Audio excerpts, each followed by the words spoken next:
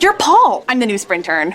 Sprint Plus. Intern. Yeah, clever, right? Looking at getting an amazing iPhone 8? Yeah, because... Now you can lease one iPhone 8, get the other one on Sprint to give your second phone to your new friend. And you get the best price for unlimited. And now lease one iPhone 8 and get a second one on us. Visit your local Sprint store, sprint.com/iPhone, or call 1-800-SPRINT1 today. iPhone 8 64 gigabyte $29.17 a month. Second iPhone 8 after $29.17 a month. Credit applied within 2 bills. Requires 2 new lines or 1 new and 1 upgrade with 18-month leases. Early termination results in full balance due. Excludes tax subject to credit and third-day activation. Restrictions apply.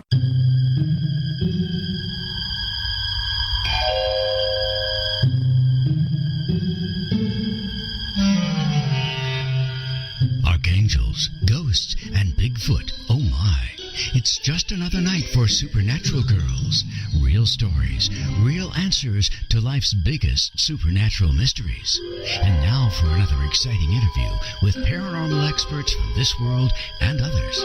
Here's your host, paranormal researcher Patricia Baker, on the one, the only Supernatural Girlz.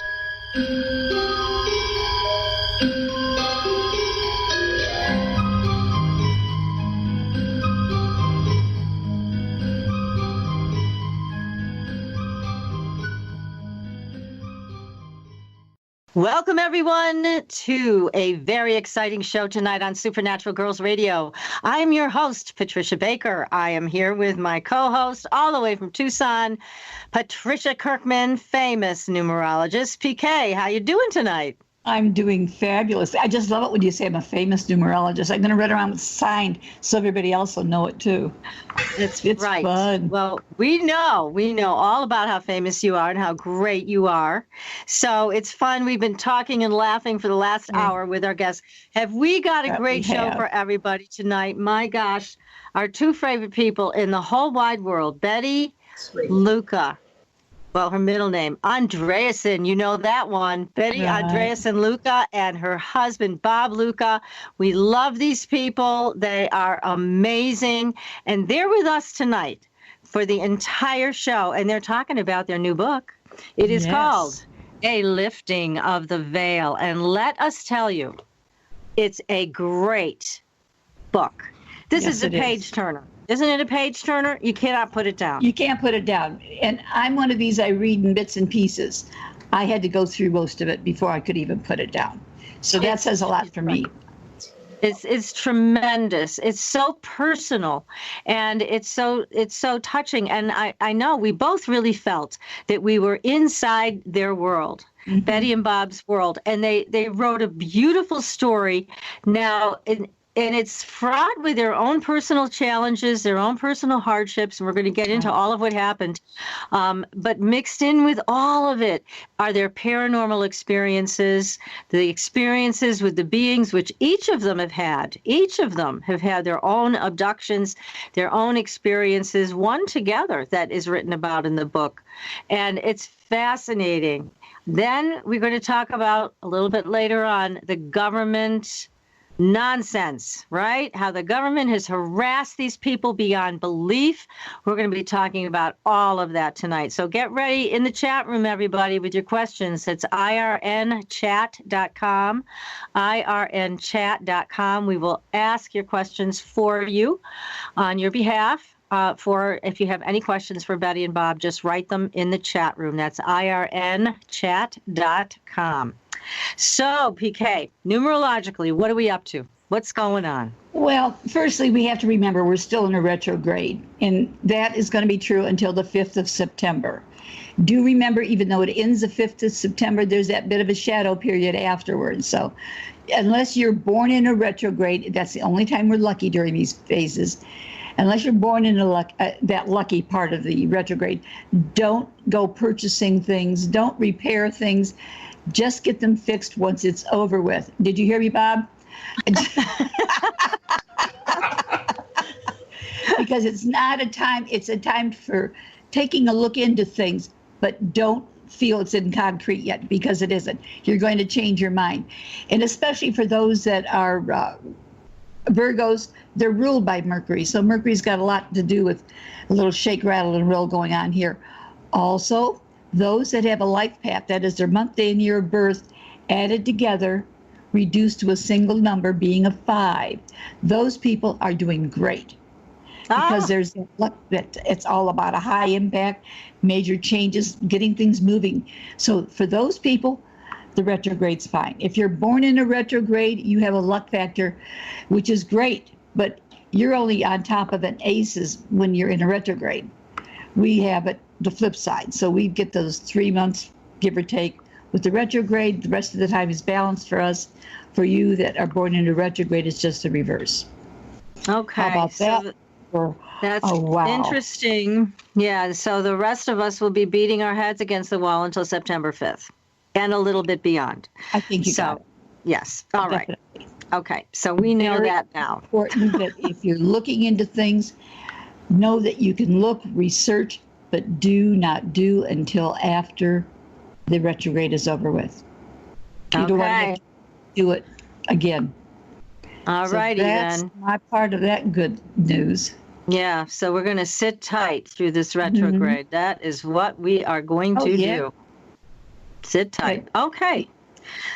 Now, I wanted you to take a look at Betty and Bob's numbers because they have this amazing life path where they have had these experiences separately and together with alien interaction. They've had contact, they've been abducted, they've had close encounters, 1, 2, 3, 4, 5, 6, however many there are.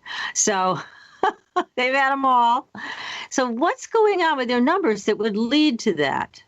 Well, I'd have a hard time saying it would lead to that because many people may have the similar numbers or the same numbers. But what it is, their charts combine together. They unite very well for this type of thing. Neither one has a big ego. Both of them are ultra sensitive to what the world needs and what other people are looking for. Both like changes, but they do it creatively, and they're very open to things that are different. That's the first part. Where Bob is more able to push things out there, Betty pulls back on some of these things. She's just not too sure.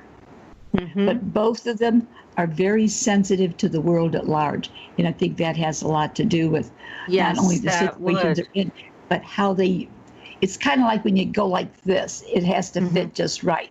And that's what they do. When they're together, they fit just right.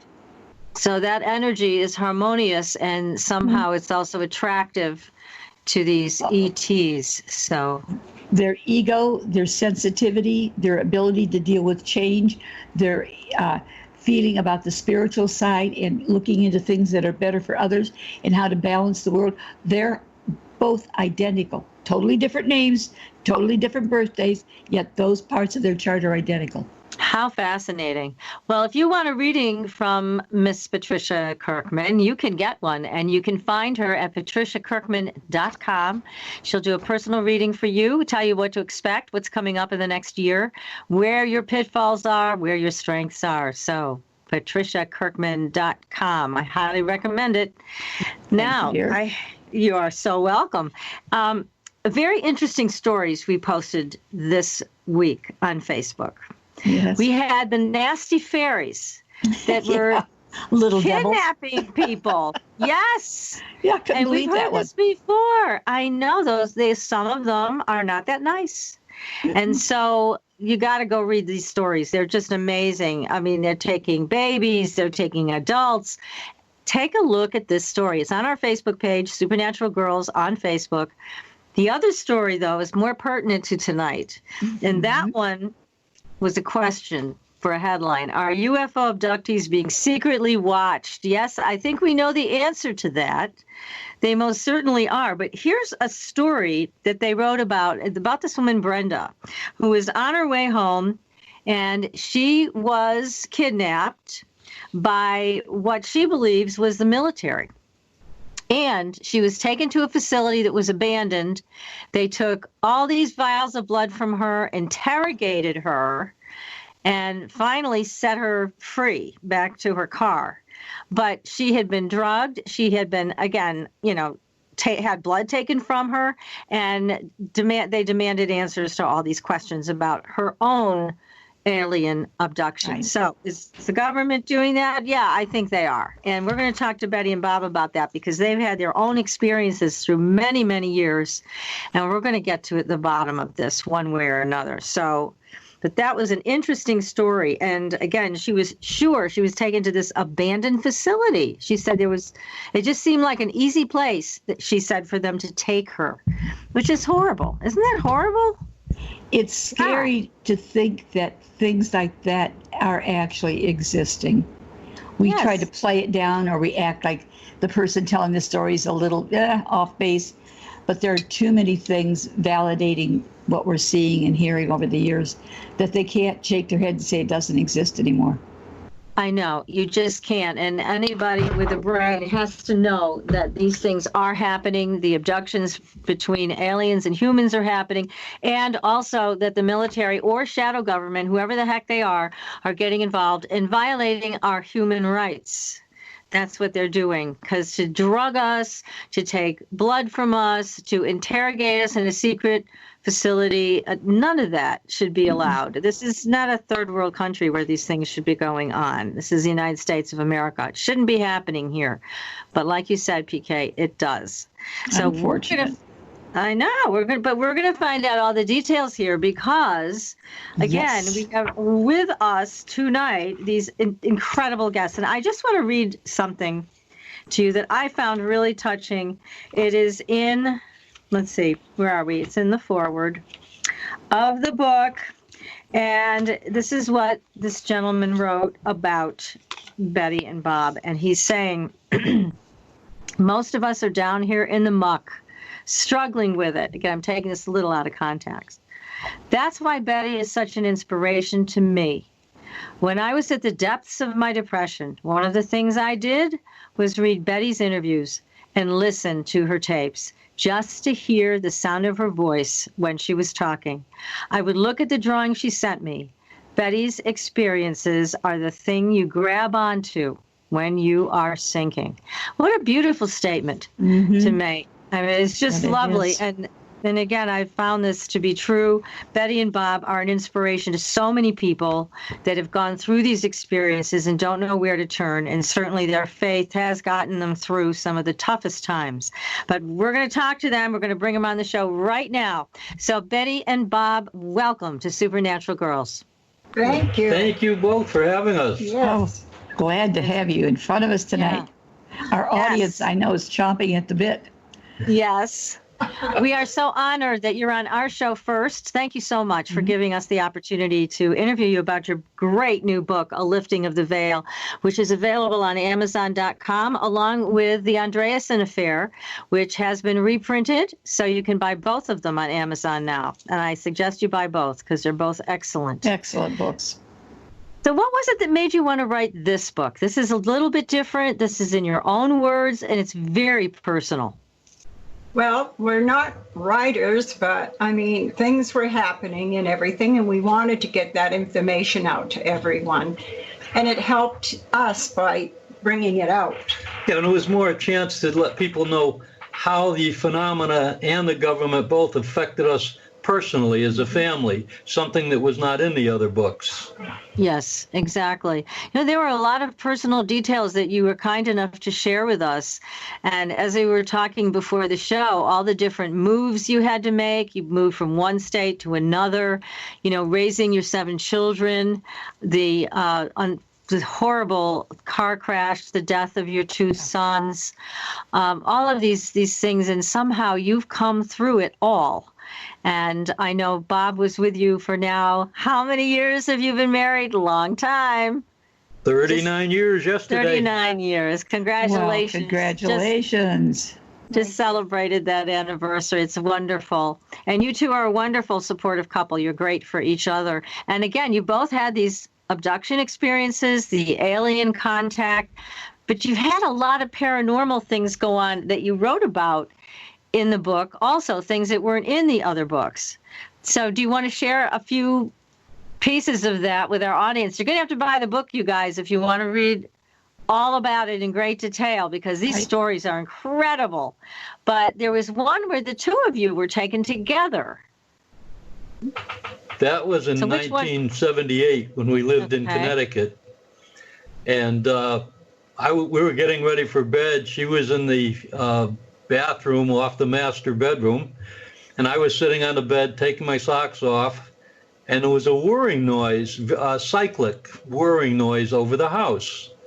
So I ran over to her, not knowing why really, but I ran over and I put my hands up in the door jamb like this, and all of a sudden, both of us started being lifted up. She wrapped her arms around me, and I grabbed her.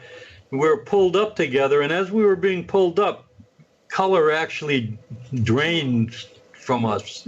And we got into this area, which turned out to be a huge craft. She was taken to an area where apparently there was an initiation or some type of learning program. And I was taken to another area by two very tall, white-robed beings. And looking at her, I couldn't tell who she was anymore because she turned into a golden figure, as had everyone else that was on the side where she was. So I couldn't tell her apart from anyone else. Oh, my goodness. She went through this initiation, which was almost like a game. I was taken into another room, and I was told by these beings that it was a privilege for me to be there because I was not that advanced spiritually. I hope they just meant at that time. But I'm sure that's what they meant, Bob. they did tell me some things, for instance, that on this plane, on Earth, evil is a necessity. It exists for a reason, so that all of us have the opportunity to make a choice. Without evil, there would be no choice. So we have to be good or evil. And the choices you make determine the path that you will be on when you leave this plane. And they also told me you do, and they made it very clear, they said you do not die. The physical body dies, but the light being, and it's interesting they use that word light being because I've seen them and so has Betty. They said the light being goes on through a much, much longer, endless process. So that was basically what happened in 1978. Of course, it got more involved on Betty's part, but I wasn't there to see that. She can probably fill you in on what happened once she got over on that side. Well, But how much, before you go on, Betty, just let me ask a couple questions. How long do you think you were there? I mean, you must have had some missing time when you came back. Were you there for an hour, 2 hours, all night? How long was this abduction? You know, we never really got to find that out because it seemed like we heard the noise. I rushed over to her, and then it was almost like I turned around and walked back to bed. However, if they are not on linear time as we are, so they can take you out at 8:01 and bring you back at 8:02, it's like no time has passed for you. Wow. So Amazing. now, when you got back, did you look at each other and just say, what the heck just happened? Exactly, because we didn't have memory at the time of the actual experience. We knew something was strange, and the noise directly over the house was highly unusual. It didn't sound like any aircraft or helicopter or anything like that. But all we knew was something unusual had happened. But that wasn't strange in that house. Sometimes on one occasion, we woke up at 3 o'clock in the morning, and the windows are all open, and the birds are outside chirping away like crazy at 3 a.m. And in this same house, both the girls, Bonnie and Cindy, had seen people, shadow people. We all heard footsteps. If we were downstairs, they were upstairs. If we were upstairs, they were downstairs. The most unusual thing in that house, we came down, the bedrooms were upstairs. We came down one morning for breakfast. All of the crown molding was on the floor. The nails were still in the wall. And our glassware, our glasses had little white squiggly marks in them like they were etched. And a big spaghetti pot, stainless steel pot with a rolled steel edge, had split right through the rolled steel edge. So something had to do that. It took some kind of energy or force or whatever. But that was only one of a few things. There's the electrical appliances in that house would work when they felt like it. The neighbors' kids were over with Bonnie and Cindy visiting. And they're in the living room, and the lights start going off and on, off and on. The kids ran home. Scared, probably. Yeah, the electric stove, sometimes would work, sometimes it wouldn't. And everything was checked, all the connections, the fuses, there was never any problems found. The basement light, there was a hallway going down to the basement. The light goes out. So I flicked the switch a couple times, nothing happens. So I put a new bulb in. First step, right? Flip the switch, nothing happens. So I'm scratching my head trying to figure out what's going on, but I figured, the heck with it. We went to eat or something. Anyways, a short time later, light went on by itself. Another occasion, I chased a man, a full-bodied figure. I chased him into the basement. I saw him walk into our basement. Now, we had no outdoor entrance or exit to that basement. I got down there, no one was there. Oh, my God. So, and the girls saw these figures all the time in the house. The house was just plain strange. What was really interesting, and I'll let Betty tell you this, when we sold the house, she bumped into the woman that had purchased it, or her and her husband had purchased it after we left. Mm-hmm. And Betty can tell you what happened to them. Well, yeah, I was at the supermarket and I was surprised to see her in line. And I thought, well, I'm going to see how she likes the house. And so I walked up to her and asked her, and she says, well, something has happened there. She said, one evening we went out and all the lights were put off. And when we came home, we went to open the door, and every light in the house went on, from outside, down in the cellar, all inside. All the lights were on, and they had shut them all off. So that was, I was kind of leery of asking her that question, because I thought, here she bought the house, and then she came out with that I thought, uh-oh. But at that time, when Bob and I were taken up, I was taken up, and I grabbed hold of him, and we went up, and we turned like there was colors all around us, and he went one way, and I went another way. At that time, Bob's daughter, Wendy, was staying over with the girls, and I didn't know it, but evidently they too had been taken up, because when I was taken up, I was changed into like a light being, a golden light. And there were other people there that were also like golden light. And they seemed to know me and me know them. And we would touch hands with our hands together. And it was almost as if we both and all of us had a promise about doing something. But anyway, there was this long, round walkway, and I had not seen Bob since we were taken up.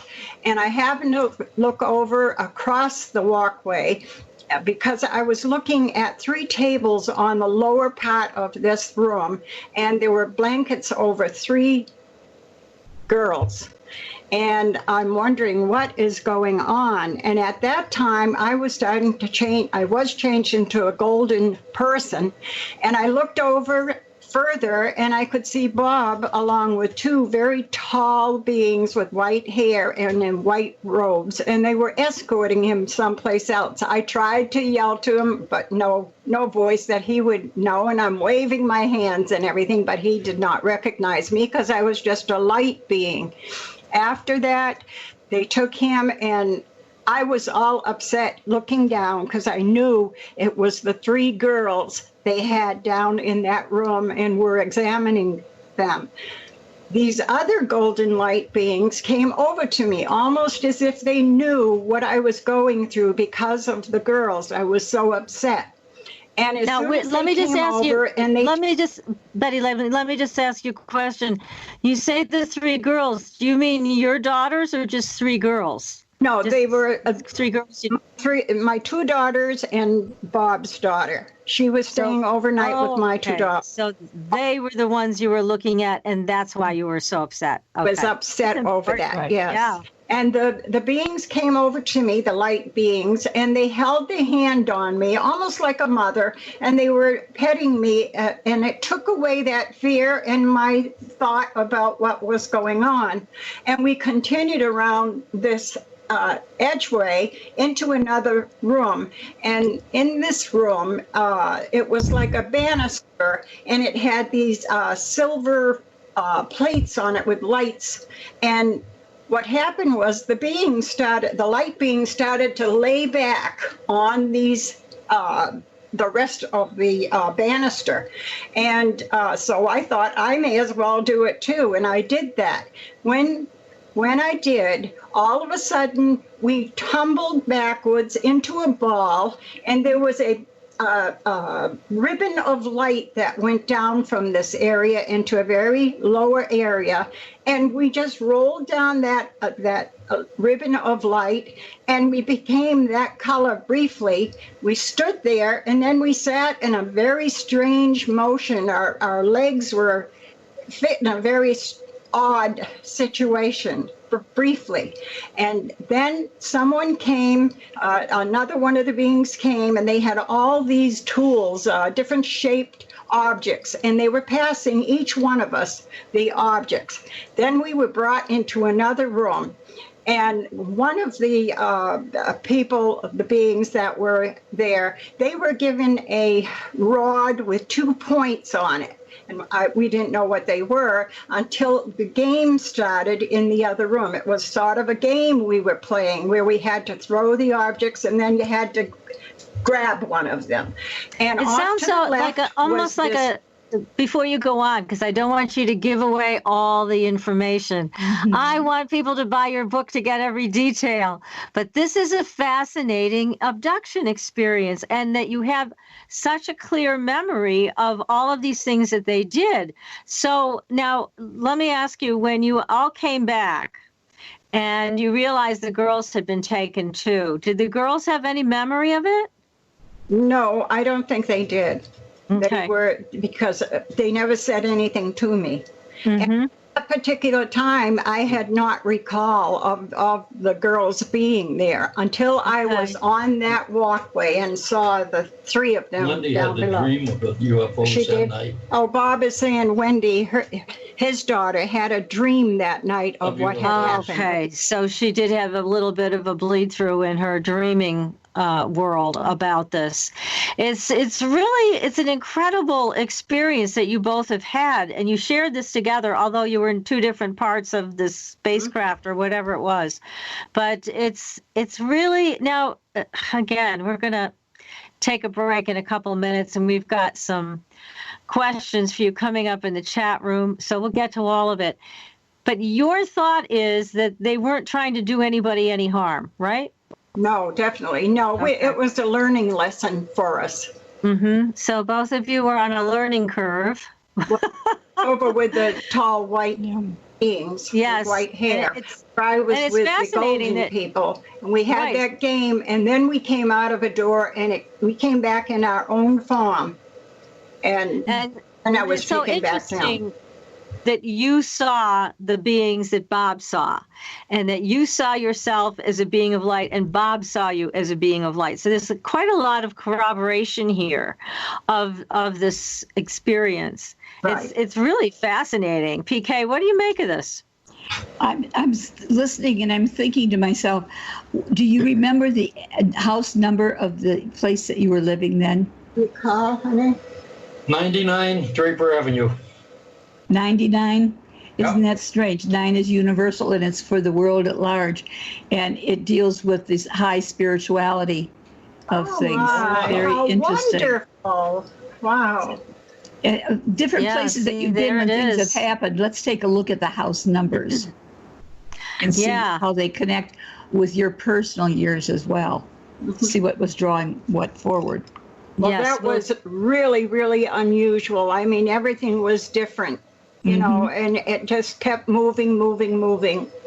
It was unusual. But you guys, it's not just the house with you both, because I know you've had wild experiences no matter what house you're in.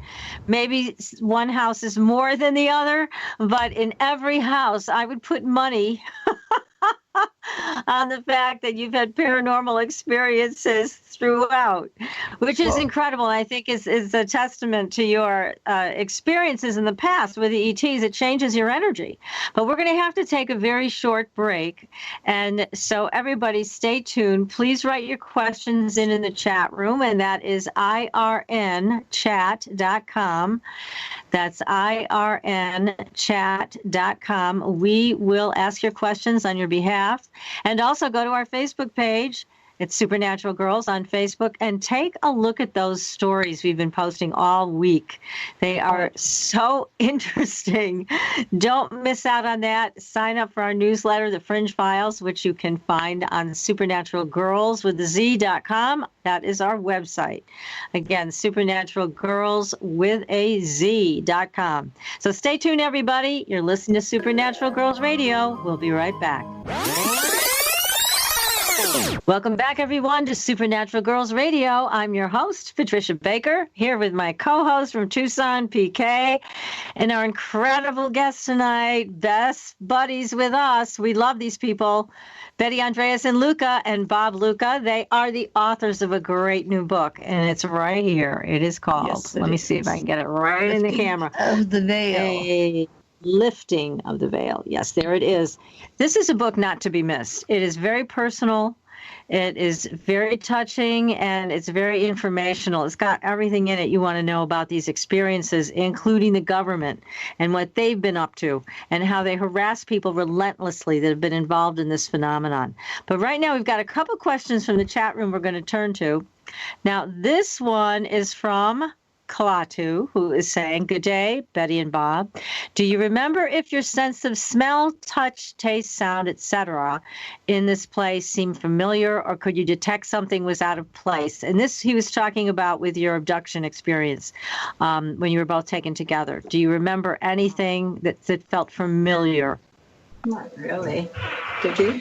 Well, not in that particular one. In an earlier one, I did notice the inside was cooler than it was outside, and there was a slight odor of almost like after a lightning discharge of possibly ozone. Ozone, yes. Throughout the craft. Heard this. We've heard this before about burning ozone, that when they're looking in. You're Paul. I'm the new Sprintern. Sprint plus. Intern. Yeah, clever, right? Looking at getting an amazing iPhone 8? Yeah, because now you can lease one iPhone 8, get the other one on Sprint to give your second phone to your new friend. And you get the best price for unlimited. And now lease one iPhone 8 and get a second one on us. Visit your local Sprint store, sprint.com/iPhone, or call 1-800-SPRINT1 today. iPhone 8 64 gigabyte $29.17 a month. Second iPhone 8 after $29.17 a month. Credit applied within 2 bills. Requires 2 new lines or 1 new and 1 upgrade with 18-month leases. Early termination results in full balance due. Excludes tax subject to credit and third activation restrictions apply. And people, at least in the past, that you could smell the burning ozone. That's how you'd know they were around. So that's interesting you bring that up. Now, here's another question. This is from Betsy. Betsy's asking, Betty went through several horrendous tragedies that she felt the aliens had tried to warn her about. If they foresee events in the future and have such amazing abilities, why wouldn't they prevent these events? Is it our destiny? Yeah, I know. Yeah, they told me that they wouldn't be able to change it. I did go through quite a few things. My 2 sons were killed in an auto accident, and now I've lost Becky. You know of Becky. Yes. And I had quite a few hardships because my ex-husband had just taken off, and I had a big farm to take care of, and so it was difficult. Very difficult. And again, that's what I commend you on being, so giving about your personal life, sharing these details. Yeah. And again, when PK and I were reading this, it was like we were right there with you. But that's a good question from Betsy, because you do wonder, why don't they intervene? Why don't they help us out? And even with Becky, that was one of our questions when she had cancer. Why wouldn't they intervene with her? She was such a talented psychic medium. She went through these experiences of abduction with you. She had her own guardians around her. But when it came to this, there was really no help in sight, was there? No, there wasn't. Becky had quite a few unusual things happen, and one thing, she used to take pictures of orbs outside her house. There were hundreds of orbs there, but the strange thing was, in each orb was the form of a cross. So I've never seen anybody do that before, ever take a picture like that. And there were hundreds of them out in her yard. Incredible. Well, she was just such a great talent. She's completely missed here. I mean, we miss her dearly. And yes, she was able to do incredible things, speak and write in the angelic language and things like that. So, yes, we miss her terribly. And again, it is a question. You know, we always ask, why didn't they intervene? And so here's Betsy asking the same question about you, Betty, and some of the things that you went through, but they explain to you they don't do that. So let me ask a question. It possibly is it, although they can't intervene, but by allowing you to be aware of it, they're preparing you in a way to make it less traumatic for you? I think that is the case, yes. Yeah, because that's what it feels like. Yeah, very much. Here is a question from Ben. He's asking, Bob, what did the white-haired beings reveal to you about the nature and purpose of animals? So basically what they said was that we would be surprised if we knew the importance of animals, and that those people presently in our realm that mistreat them will be paying later. I don't know exactly what they meant, but there would be a severe penalty to pay for those that mistreated animals. Very happy to hear that. Me too. Yes, because there's no excuse for that at all. No, and definitely these poor not. innocent animals. Yeah, that's why I'm glad to hear. That's great news. Yippee. So people should think twice before they try to take out their aggressions on a helpless and innocent animal. Well, that's good. Well, Ben, I hope that answers your question. So again, so many things have happened to you. I'm like, okay, my goodness, where do we go next? There's this wide field of experiences with you both. But let's take a look in at some of your experiences with the government. How about if we start with the helicopters? Well, once the first book came out in 1979, our house began to be overflown by black helicopters, mostly Huey UH-1s that had no identification numbers on them, which is against federal law. They got to be so often and so low that our neighbors, one of our neighbors who was a city councilwoman, started to document the times that these overflights took place. When I contacted Ray Fowler, he thought, well, maybe you just happen to be in a flight path. We moved from that house a year later to Cheshire, Connecticut, and lo and behold, we weren't there a week, and the flight started over Cheshire, Connecticut. They also followed us on vacation everywhere from New Hampshire to Florida. At times, they buzzed our car while we were on the road in rural areas. At one time, they passed over our car. 2 Hueys passed over us at approximately 50 to 60 feet of altitude, and that's kind of intimidating. I couldn't resist. I had to give the pilots the old single finger wave to let them know what I... But we also had some fun with them. I had a friend in the military that had a sense of humor like my own, and he made us an exact replica of a surface-to-air missile. Well, the helicopters usually approached our house from the north. So we set up this missile on the south side of the house. Now, I had flown over the house myself, and I knew you couldn't see where the cement pad was until you were pretty much over the house, almost directly. So we set the missile up there, and I told Betty, I'd watch. I said, this should be fun. Well, along comes this black Huey, low altitude. As he cleared the roof, I thought the blades were going to break. He pulled that into such a sharp right-hand evasive maneuver sideways. Told her, I said, I'll bet you that fella's on the way back to where he came from. He's going to get himself a shower and change his underwear. I'm so sus at that. Yes, they did not expect that. We had a little fun with them from time to time. But now most people have never found out exactly where these helicopters came from.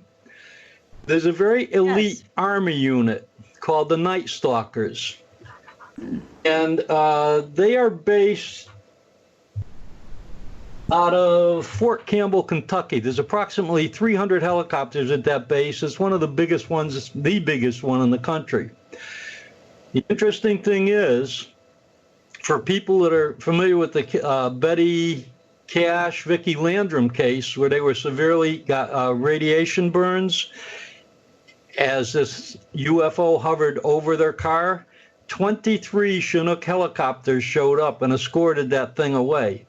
Those helicopters had to belong to the U.S. government. Nobody else can afford to operate 23 of those helicopters.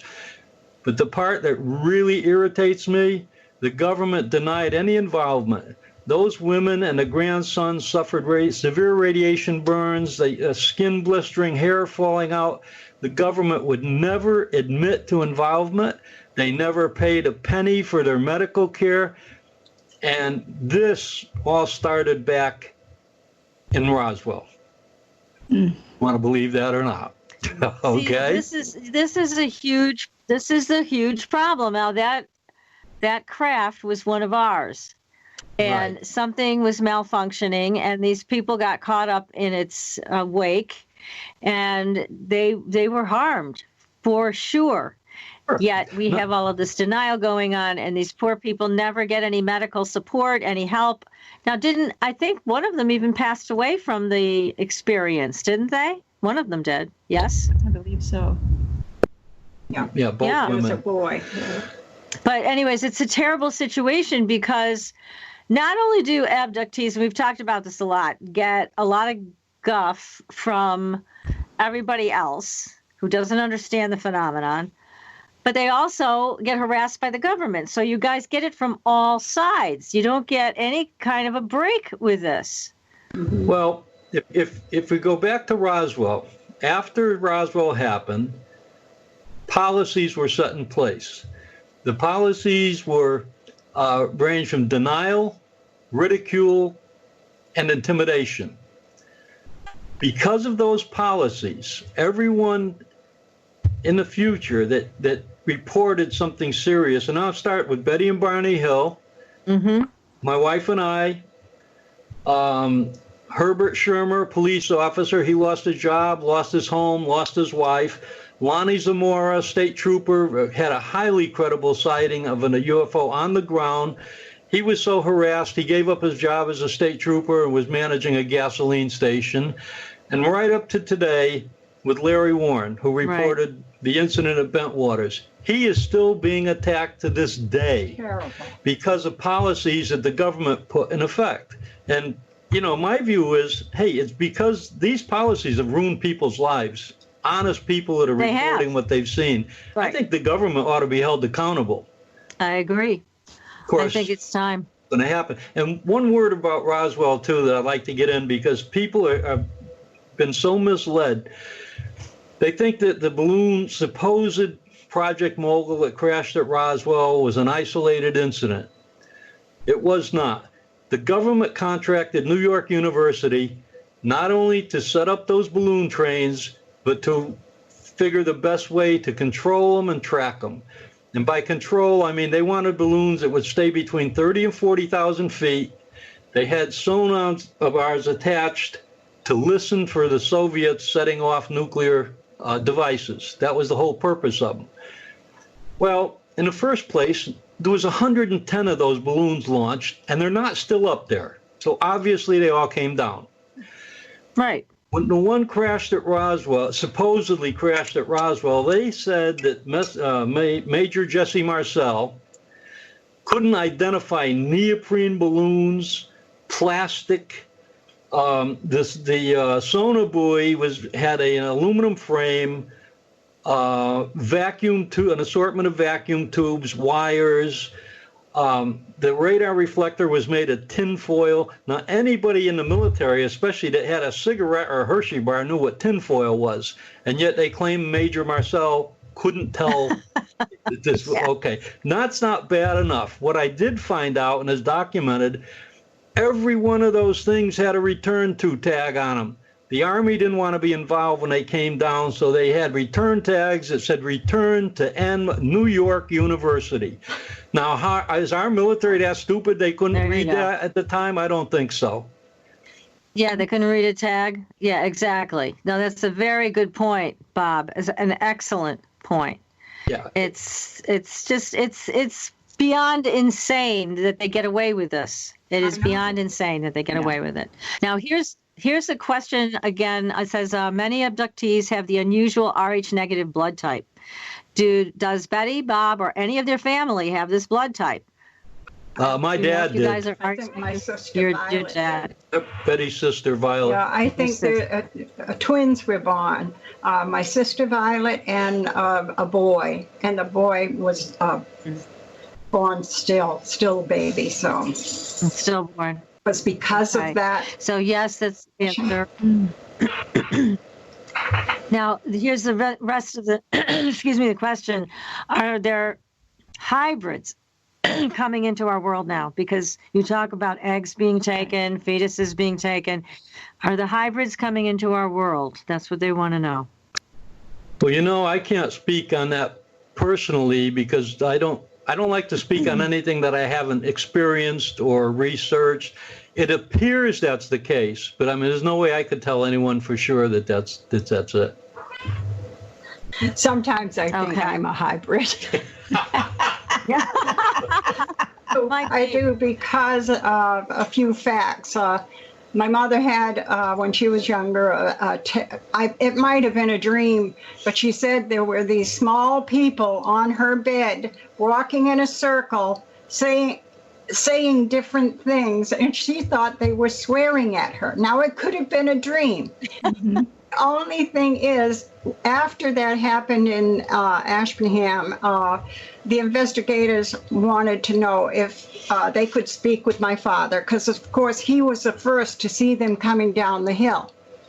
And so I asked my mother, and I said, Mama, do you mind if they come over to see you? She said, no, Betty, don't send them over here. And she wasn't talking about the investigators. She thought I was talking about the little people. Uh-huh. So she was scared of them.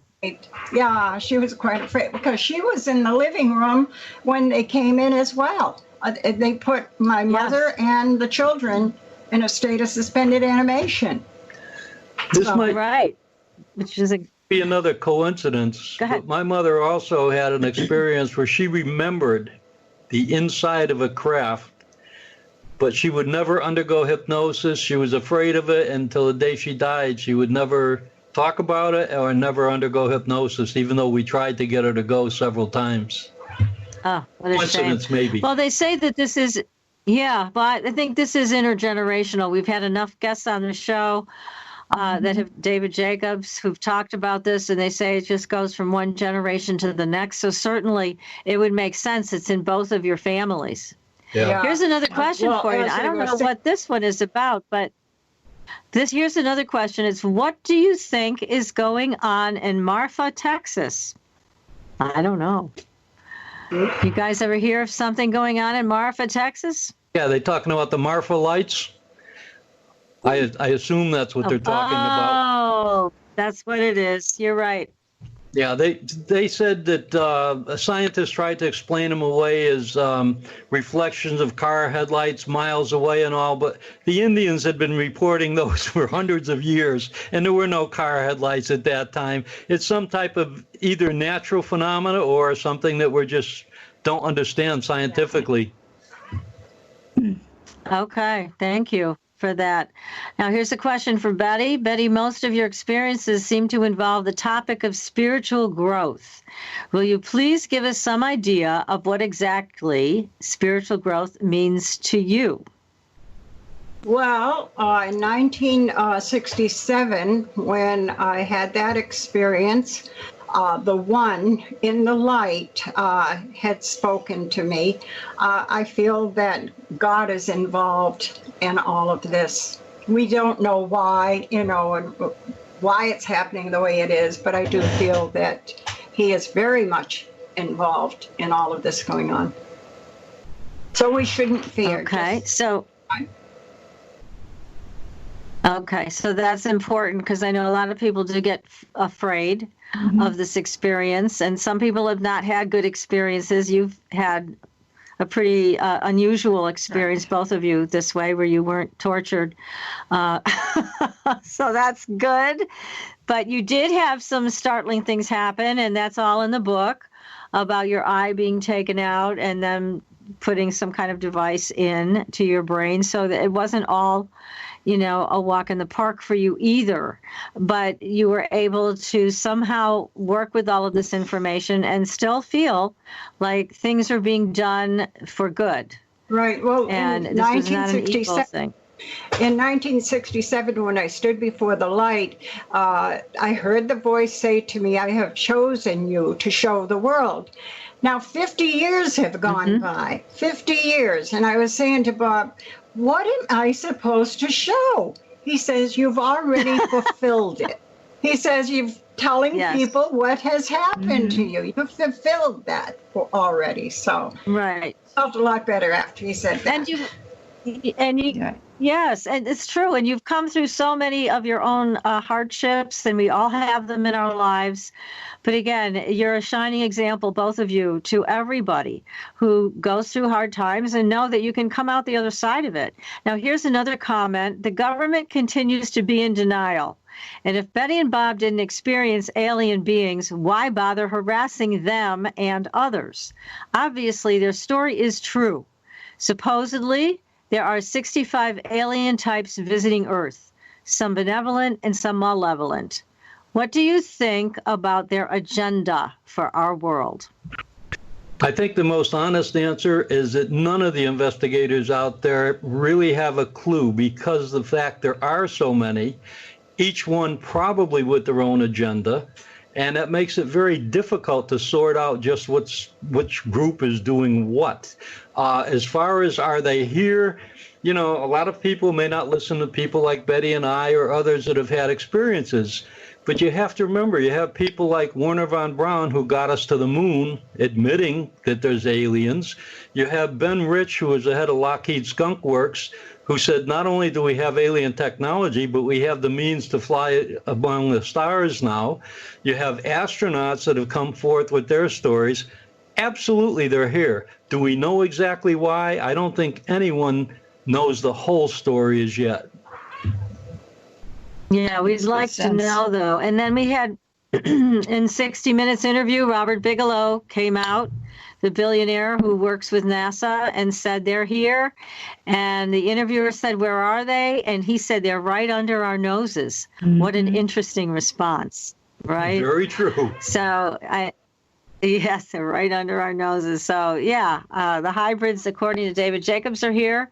And there's a lot happening, but I know you two have been at the forefront of this for so long, and you have so much more to share. We want to get into more of the government harassment, the Men in Black experiences that you've had, the fact that you two were drugged in your own home. We want to hear more about that. As horrible that is, it definitely happened. And I'm also a witness to this, because this is how I met you guys. When I was called into the investigation years ago, there were black helicopters over my house 3 days after I met you for the first time in Cheshire. And they were flying so low that they bent the trees over, the backwash bent the trees over to the point where they touched the ground. So I know exactly what you're talking about. I am a witness to it. It's all true, and we're so happy to have you here on the show with us tonight, letting everybody know what's going on. And again, everybody, here's a new book, A Lifting of the Veil. Get your copy on Amazon and also get a copy of the Andreasson Affair reprint by New Page. That's there as well. Don't miss it. I mean, this is great information. We're going to get to as much as we can in the rest of the show. But right now, we are about to take another short break. So again, please visit our Facebook page. Give us a like, follow us, go to the Fringe Files and sign up for that newsletter. I promise I'm going to be doing it regularly. I promise. It's been a lot to get out the door lately, but I promise I'll do it again. And you guys will be on alert for all the new things that we're going to be doing, which are incredible coming up. But tonight's show is stellar. I'm glad you're joining us. So hang on to your seats, and we will be right back for the most exciting part of the show. More government harassment. You will not believe it. It is incredible. Stay tuned, everybody. We'll be right back. Welcome back, everyone, to Supernatural Girlz Radio. I'm your host, Patricia Baker, here with my co-host, PK, and our great guest we love so much, Betty Andreasson, Luca, and Bob Luca. And we are talking about their new book tonight. It is called A Lifting of the Veil. A great book, very personal book. Don't miss it. Make sure you pick that up and a copy of the reprint of the Andreasson Affair so that you can have all the latest and greatest information. And we were talking off the air about the information that, Betty, you received from the beings about their propulsion. Now, Bob, you were explaining it and what it really means. So. Yeah, in 1967, when Betty was shown their craft, this particular craft, they showed her that part of the propulsion system consisted of a huge, well, it looked like a donut. It is the best way I can describe it. They went completely around the inside of the craft. And this donut was filled with liquid mercury and rotated at a very high speed. Well, nobody paid attention to it in the first book because people weren't aware. But today, we have an aircraft called the TR-3B and several other models, offshoots of that in fact use liquid mercury rotating in a cylindrical tube, because what they found is that when it's revved up high enough under high atmospheric pressure, it negates gravity by 89%. And no one knew that in 1967, so that kind of got missed when the first book came out. Amazing. And you can verify today very easily. Exactly. And then recently, exactly. And this is right in line with Betty Hill's star chart too. Mm-hmm. Exactly. Recently, my daughter was over, Bonnie was over, and she was going over her sisters for Thanksgiving. And we happened to talk about when they were kids, they were wondering where the cellar door was to get in the old house that we had. We changed a lot of the house. And so anyways, she told me that when they lived there, they were outside, the kids found mercury in the yard. And they were holding it and playing with it like Play-Doh. Oh, no. I didn't realize. I said, why didn't you tell me that's poisonous, And I thought also the craft that landed up in the back of the house on a slight hill, perhaps that was some of their mercury liquid in some way leaking out in the lawn or the ground below, because grass would no longer grow there. So. Oh, yes, exactly. I don't know what happened to it, because whatever government or somebody took all that whole land away. It now goes down like this when it was a big hill where the craft had landed. So they must have taken the soil to find out if there was any leakage like that. Or knew that there wasn't. Doubt. They had to remove the soil. They've got their hand in this. Yeah. Yes, It seems as if they were constantly watching us. I also had some other drawings that I made of the craft, and when we were gone, we were going to a lecture. When we got back home, we were living in the trailer at that time. Somebody broke in, and they didn't take anything of value except one or two of those drawings that I had drawn. They took the drawings. See? Yeah. There's something interesting there. Now, you I just wanted to say that that was in a rural area, so we had to call the state police, and we told him that we were involved. Yes. And he said, "Well, if I find something out, I will tell you." A week later, I went down to the trooper's office, and I was informed by another trooper that this fella had been transferred, and they didn't know where they could get in touch with him. Really? And that happened with the Federal Aviation Administration as well. These people just disappear and or have no memory. Yeah. Incredible. So anybody who wants to help you out, they try to get them out of the way. Now, you had an experience also in your own home, which is horrific. I'd love for you to tell that story. And people need to hear this. They need to know that this is what our government or shadow government, whoever the heck they are, this is what they're doing. Well, which experience were you referring to? You broke up a little bit. I didn't hear the beginning. You were drugged in your own home. Oh, okay. The night that you Betty both went to sleep, you heard the noise, you went for your gun. We're living in Cheshire, Connecticut, and we had retired for the evening, and it was pretty late, probably 2, 3 in the morning, something like that. I distinctly heard two men talking in our kitchen. Now, the kitchen was outside of our bedroom was a small hallway, and then the kitchen was off to the right. I could hear these men clearly. So I looked up. We had a large Belgian Shepherd dog. He weighed about 90, 95 pounds. The dog got up, his front paws slid out from under him, and he fell right on his face. So I said, oh, this can't be good. So I reach in my nightstand to get my pistol, and the next thing I know, it's morning.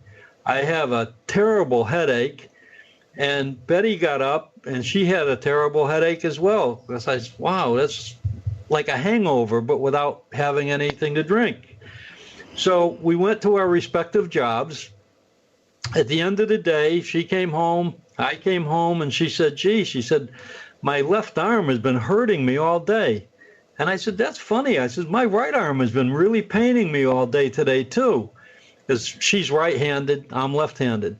So we took off our shirts, and right about in the place where you usually get a normal needle or vaccination, there's a puncture mark and approximately 1.25 inch diameter black and blue mark around it, on both of us.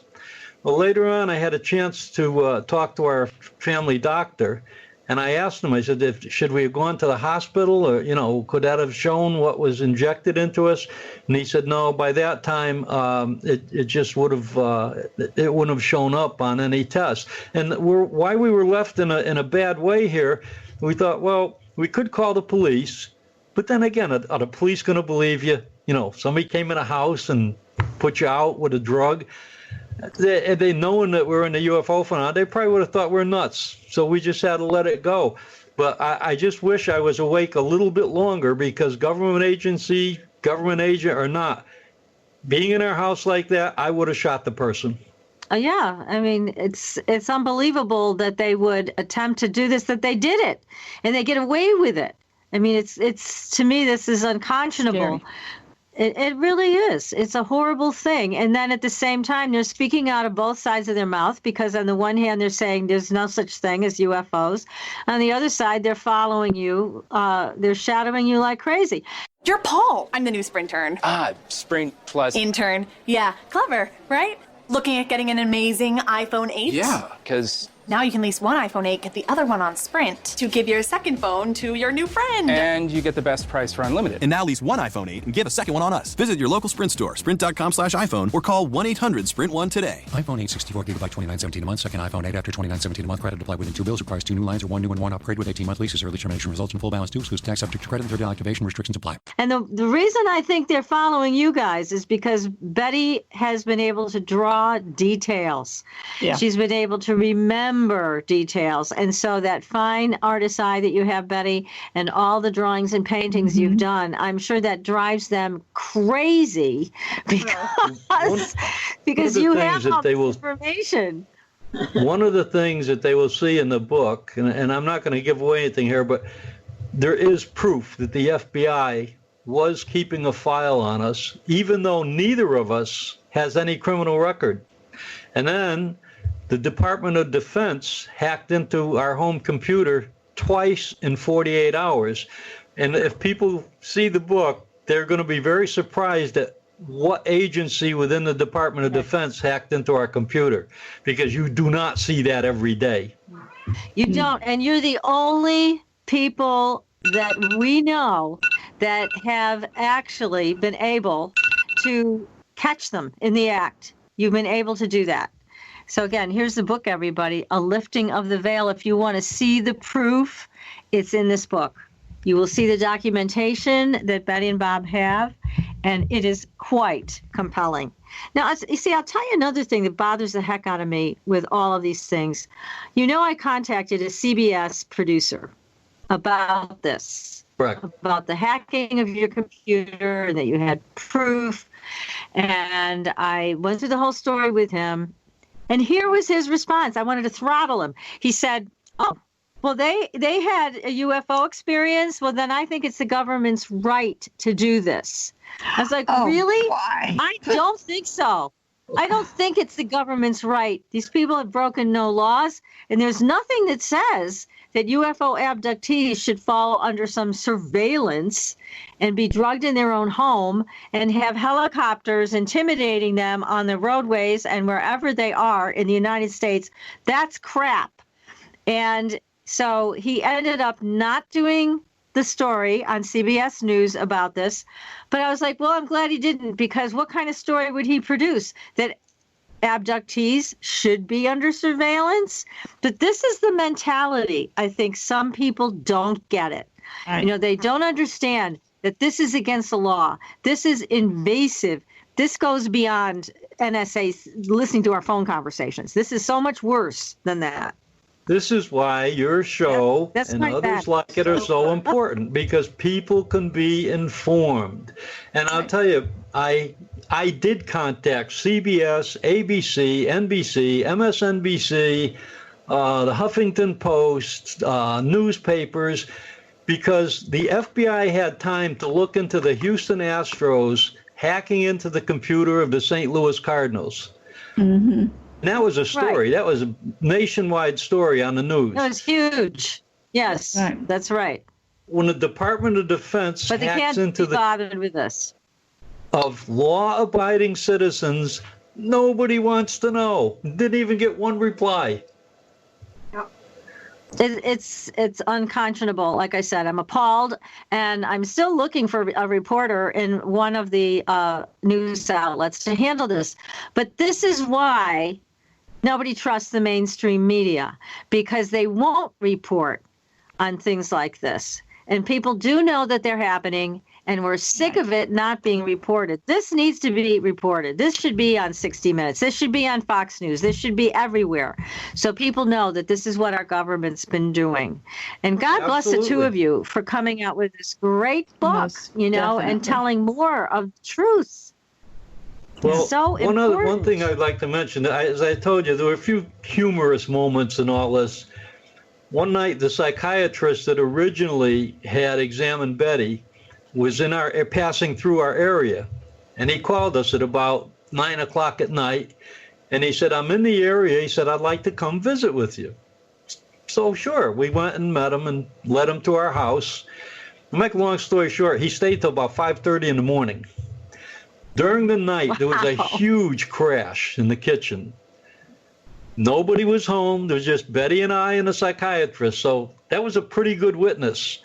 But later on, when he was getting ready to go home, we were out in the front yard. It was about 5:20 or so in the morning. And we're still talking, and there was this huge cigar-shaped cloud over the house.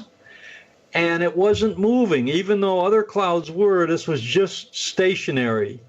And you could see the edges of the cloud got thin, and you could see the stars through it just a little bit. And this thing was large. It was probably a quarter of a mile long or so. Yeah. Well, we're talking, and finally, the psychiatrist turned and he looked. He said, "Did you people see that?" I said, "Yeah, but I wasn't going to mention it until you saw it first."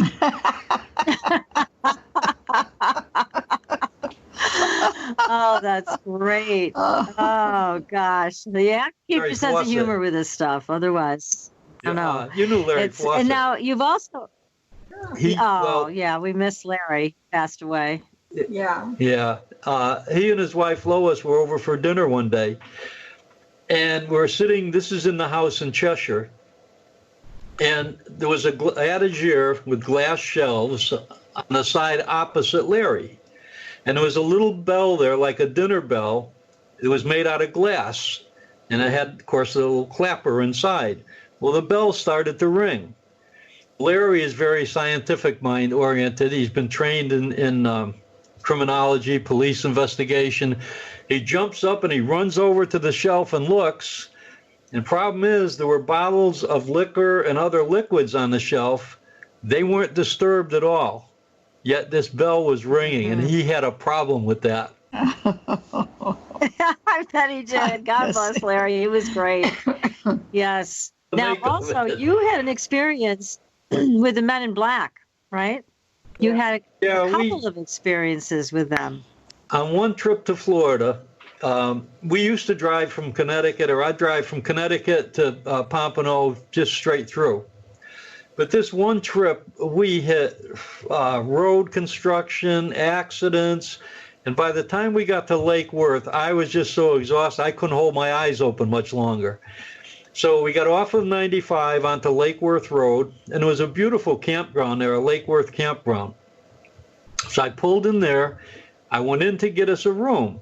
I mean, a room, yeah, a lot.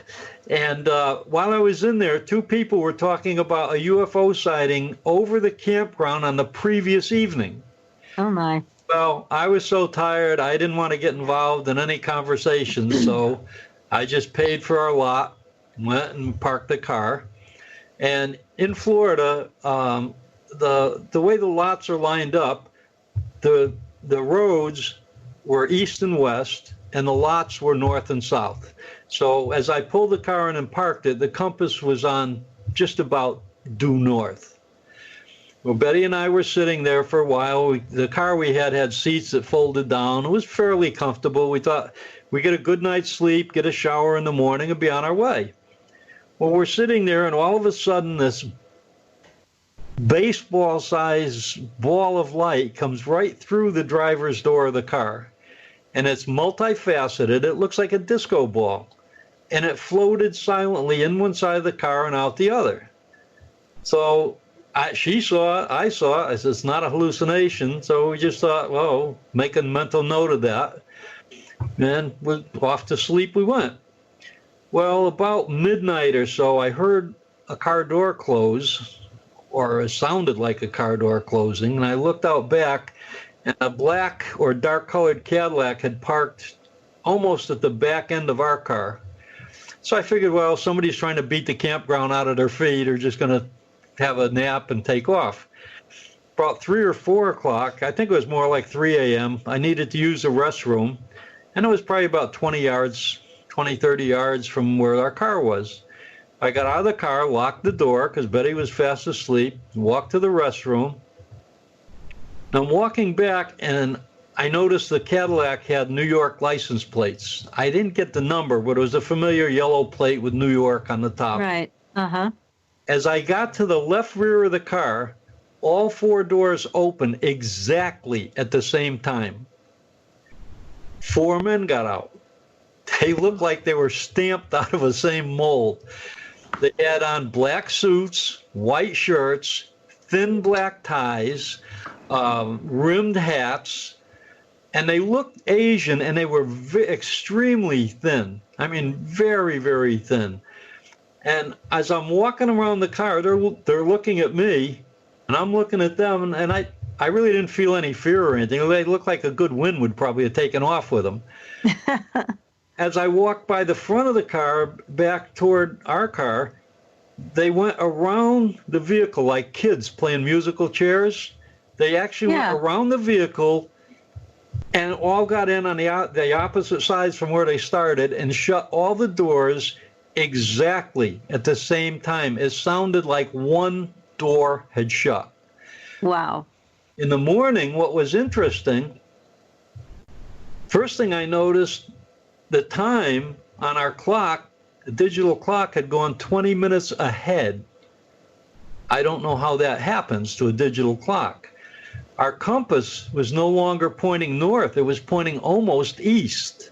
Oh, my God. Yeah, so I had talked to electrical engineers after when we returned, and they said the only thing they could think of was possibly some type of electromagnetic pulse or something like that.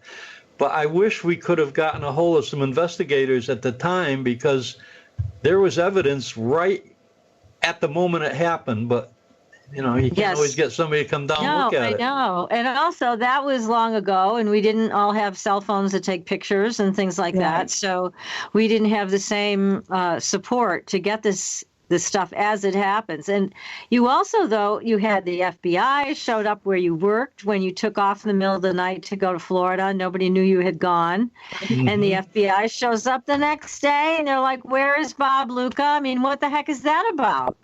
Well, it was interesting because when we got back, nobody knew that we went to Florida. So we left about 2 o'clock in the morning. They lost track of us.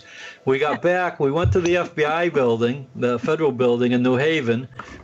The agent came out to talk to us. And, of course, they said, well, we can't confirm or deny that we were at your place of work. Well, gee, the guys had photo ID that were there and talked to several of my coworkers and supervisor. And then, since we were there anyway, I asked him, I said, well, why are you guys tapping our phone? And he said, well, now we didn't tell him anything about the UFO phenomena, just our names, and we came in. He says, well, we always get blamed, but in your case, it's probably Air Force intelligence. That's what the FBI told us. When I talked to someone in Air Force intelligence, they said, no, we'd have to get a court order. More than likely, it was the FBI. Oh, Lord. Steve, it was probably Air Force intelligence, because Betty and Barney Hill's phone was tapped by Pease Air Force Base, by Air Force intelligence from Pease Air Force Base. So it probably was. So now we got all the military in, and this. I wanted to question the CIA also, because I think they were involved too. And I called and asked for an interview, for an appointment. They turned me down stone cold with no reason whatsoever. They wouldn't even talk to us. Can't imagine that. I mean, we're nobody. We're just a working guy and a wife is an artist, and they wouldn't even talk to us. What? And one other thing, real quick. Betty and I were at Cape Canaveral. We wanted to see what some of the stuff NASA was doing. Went to the desk and told the officer that we were doing a book and we would love to do an interview with the administrator if it would be possible. And I was amazed. He said, yeah. He called down. He said, he's there. You can talk to him. Wow. We were amazed. So Betty and I were booking it down the hall. It seemed like a half a mile to the guy's office. We got down there. We were met by a secretary who was visibly nervous. Oh, he's not in now. Probably somebody recognized us. Yeah. Because he did not. The administrator of NASA skipped out on us. Yeah. What are they afraid of? Yeah, what are they afraid of? Well, they don't want us to know what they know, but we know it anyways. I mean, that's the thing that it's so funny to me. We know what's going on anyways. I mean, to think that they can keep it from us anymore, they really can't. Well, the beings, we've had some other things happen with portals. 2 psychics have said that we had 2 portals in our cellar, because at nighttime you would hear a party going on, and the dog would bark and all these things would happen. Well, these 2 portals, you close it. And one other. We recorded. Yeah. I forget about that.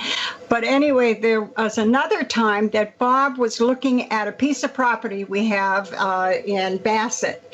And then he, on Google Earth.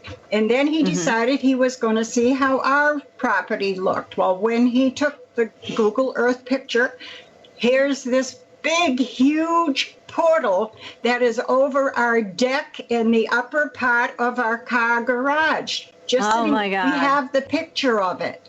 Oh, my goodness. Well, you got all silver. Send us the picture. so And that we can black post around. it. Yeah, we are going to want to post that on Facebook and show everybody the portal that's over here. I think these things also follow you wherever you go. So I'm hoping you make it up to Massachusetts this fall, and we're going to see what happens if you do. I think it's going to be great. But can't thank you enough for coming on the show tonight and It's talking our about pleasure, your believe me. book. Thank you so much. A Lifting of the Veil, everybody. You got to get it. It's a great book. And also pick up the Andreasson Affair reprint while you're at it. Next week, we have Simeon Hain, PhD. He's a sociologist. He's investigated the paranormal, UFOs, etc. He's coming on to tell us what's going on and why we have such a hard time integrating these experiences to our lives. So we have another great show coming up next week. And again, thank you, Betty and Bob, and everybody else. Until then, Thank you, Patricia and PK. you are so welcome. It We was will a see delight. you on the Blue Highway, everybody. This has been great. God bless you both. Night.